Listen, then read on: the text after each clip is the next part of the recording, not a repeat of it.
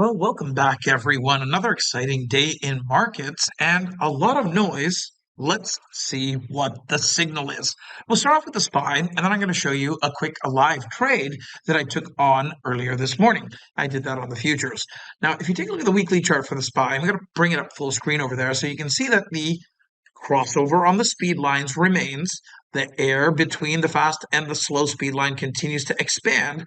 And we did get our sell signal from the TRP toolkit last week. And the target one remains, obviously. The channel is starting to flatten out a little bit.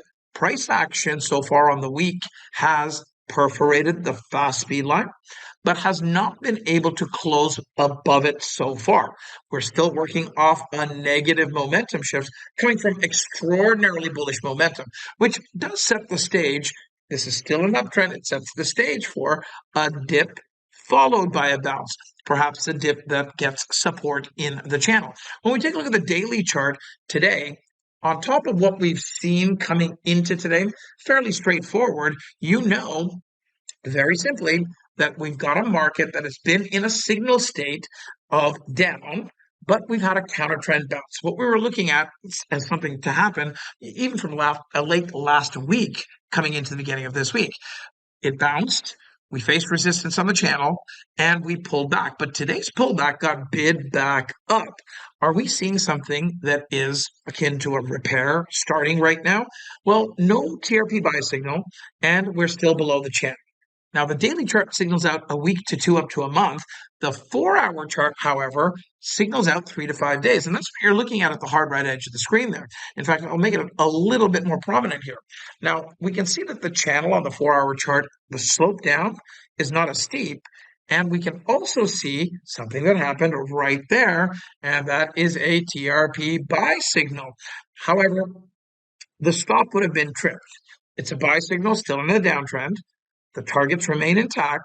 Price action has not been able to break above the speed lines to cross into the channel, where the expectation would be it's a buy signal in a downtrend. So resistance being faced and prices coming down, either where we are now or, of course, after a little improvement, which could be the case why we are working with a positive momentum shift today. Now, today, as we started the day in the morning, fairly clear that the negativity would be something that I'm not really going to have any issues with in terms of shorting. I would be looking for the market to come down. Now, what you can see over here in the 1-hour chart that I'm going to make full screen over here is we did indeed do that. You can see on the futures chart from 8 a.m. Eastern time, we got our sell signal, TRP sell signal, and you can see very clearly here, down, down, down, down, down. As we moved through into the 9 a.m. bar, the target one from the TRP signal on the last hourly bar, which confirmed 5017 point, and we were, of course, they're rounded. We can round them to the ticks. What we see here, though, very simply, is a market that did come down, tried to follow through, but we have to consider how much fuel there was left. We had that negative momentum, but we were coming into the bottom of the TRP channel itself, the momentum crossover channel, running out of that runway gas, and also that downward momentum slowed down once there was not as much gas. We've got another counter trend bounce, one that did then get on the hourly chart a buy signal. So if you look at the hourly chart and look at it into the end of the day today, we can see very clearly we've come up to the target 2. We paused at the channel.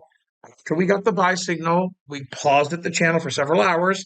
And then in the last hour of the day today, the last hour of the day into the after hours, we got that little burst up, and it's continuing as we speak right now. Now, the earnings plays after the bell are obviously the key impact here. What did I do today? You can see that there's a $500 roughly gain in gross gain in my trading over there. What did I do? It was a short earlier in the morning. Now, I didn't have the chance to trade for the rest of the day. Been busy preparing materials for you for a class that we're going to be doing this Saturday that I'm going to get right to the punch on right away. You're going to see some amazing new things. You're going to get early in the session the diagnostic and breakdown of the live trade that was taken today, the one that was taken a couple of days ago. And the idea very simply is simplicity is power, but the rules and the conditions on taking the signal have to be communicated clearly. So that power is something that I want to communicate to you. And what I want you to really see at the end of the day now on the ES, as of right now, the bar is not closed yet, but the after hours is picked up from some of the earning plays, and you can see that bar is growing, starting to eat into the ES channel, just like we saw on this buy. In the after hours now, we don't know that that will stay. The price is still moving up, and you can see very clearly here on the 4-hour chart, we've got another one. What this tells me is the market is in a spot where a follow through to the upside is at least in motion, if not likely to continue into the evening and overnight session and pre-market. What I do like about the overall picture that I'm seeing over here is still a market that has lots of resistance on the way down that can act as pause moments. So if I want to look for long side trades in earnest from here or tomorrow morning, I'm still looking at them on a day trading basis, and I'm looking at them if and when we're able to clear the top of the daily channel. I hope that this has helped give you some clarity. Rise into the top of the daily channel is really what the market's trying to do, and we'll see if that is successful above the top of the channel. We then have potentially some upside that can be taken on. And whether it's a day or a swing trade, we'll figure that out as the market gives us that information. Now, tomorrow is going to be a great Friday trade, and it's going to be followed up by a class that we're doing. I'm going to give you some updated examples early in the session. Going to get you a lot of insight on how those trades that I took today's, and of course, all trading is at the independent trader's risk. I cannot guarantee results like this every day. That $500 of gross that you see in there was a one contract driven trade, and of course, it was a short with trend in the morning. Of course, the afternoon did turn around, and I'm sure folks have been playing on both sides. What I want to do is I want to share with you the nitty gritty of how that came to be.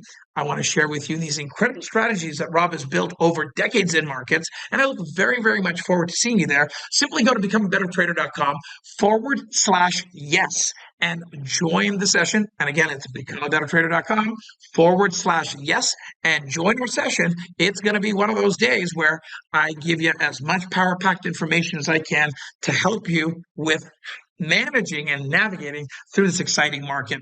Bye for now. Thanks for watching.